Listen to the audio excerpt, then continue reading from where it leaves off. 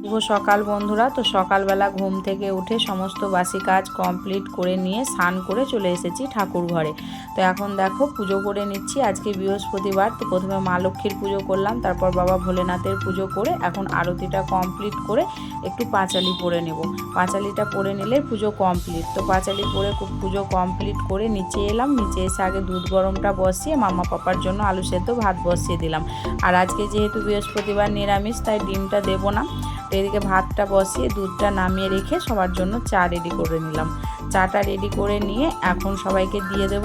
তো আমার দিদির ছেলেকে প্রথমে এখন চাটা দিয়ে দেবো, কারণ ও ডাইনিংয়েই বসেছিল, তো ওকে আগে চাটা দিয়ে দিলাম। তারপর মাকে চাটা দিয়ে দিচ্ছি এখন। তারপর এখন এলাম তোমাদের দাদা ভাইকে চা দিতে। তো ওকে চা দিয়ে এসে তারপর আমিও চা খেয়ে নিলাম, একটু বসে সবাই মিলে গল্পও করলাম। তারপর মামা পাপাকে স্নান করিয়ে দিলাম, ওদেরকে স্নান করিয়ে দিয়ে এখন জলখাবার খেতে দিয়েছি। আর আজকের মিনি ব্লগটা এই পর্যন্ত।